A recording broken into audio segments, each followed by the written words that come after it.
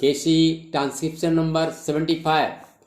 First of all, I would like to say that I have been an admirer of the Indian Railways for its critical support to the life and living of the people in the country.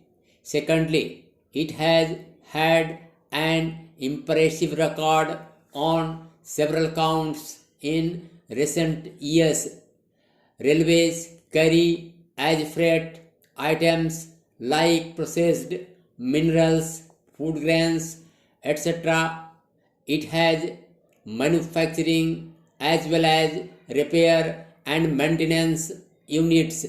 It has also very good organizations like the RITES and the IRCON, which have done extremely well in terms of operating results. In this connection, let me compliment the Honorable Minister for his very bold confession on the day he took charge that he was taking charge of the railways in a very good condition. Mr. Vice Chairman, we know that the Honorable Railway Minister was a very eminent trade union leader. Practically, he was a union leader in the railway industry itself.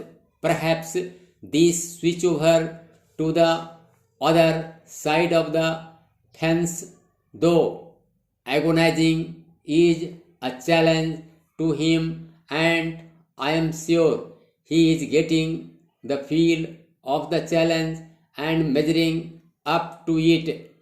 The performance of the railways during the 11th 5-year plan has been really impressive. It has generated rupees 527 crores of surplus, reduced the deferred dividend, and it has reduced its dependence on the general budget. It is of the order of only 41% now. It has also successfully resorted to the instruments of internal resource generation and external resource mobilization from the market. Modernization of workshops, renewal of tracks and coaches, as well as rolling stock have been high on the agenda, and most of these have been met with a general degree of satisfaction. Computerization of passenger services has been a very welcome thing, and a large part of the general public is employing its fruits. I do realize the problem of resources and the other kinds of things which the Honorable Minister had raised. For example, how it is going to affect the job prospects, etc. But, sir, the fact remains that the railways have to earn the confidence and the support of the commercial clients. The commercial clients depend primarily on the quality of freight service offered by the railways. As far as the freight service is concerned, railways have a commercial problem. They are competing with the truck industry. The railway freight service is mainly dependent on the quality of service provided by the railways, the cost and the time involved in that contest.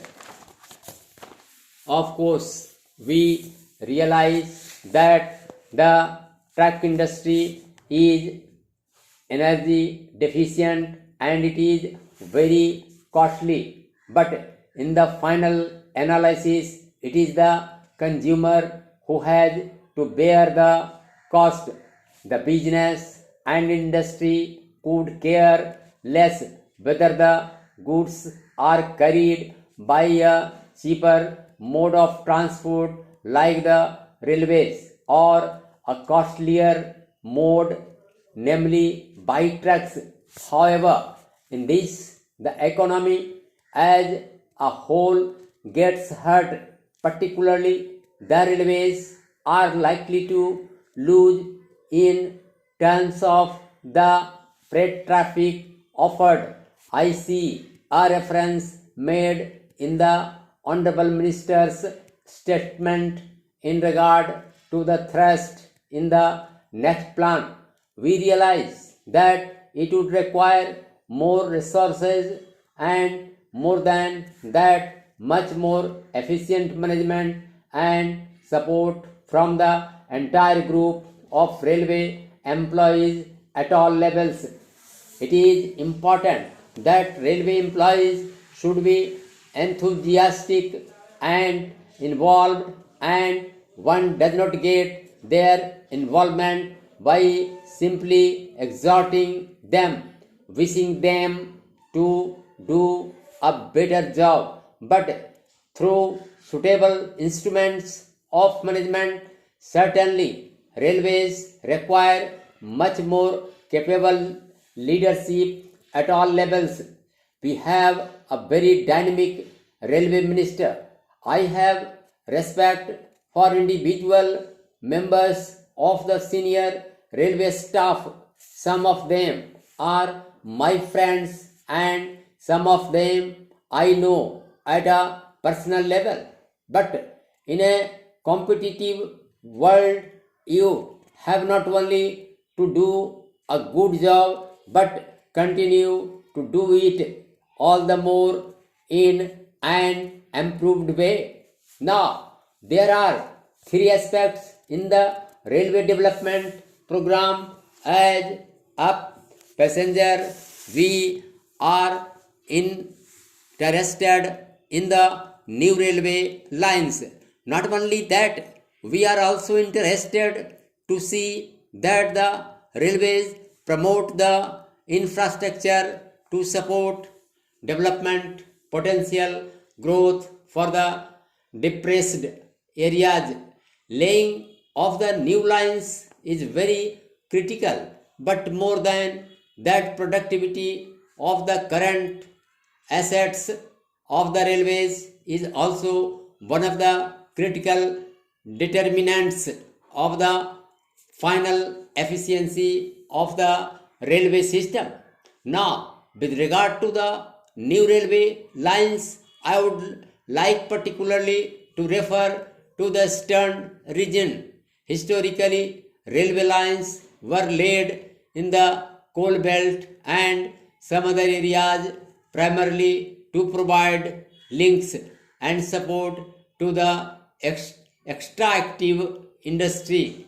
We wanted all minerals from the pit heads to be carried to the points where they were used, particularly for the new industrial centers. Coal, iron ore, iron and steel remain even today one of the dominant segments of freight carriage. So, the density of railway lines in these two regions, particularly Bihar and West Bengal, has a historical origin. But if you look at the post-independent India, the per capita increase of railway track in that region has not been improved.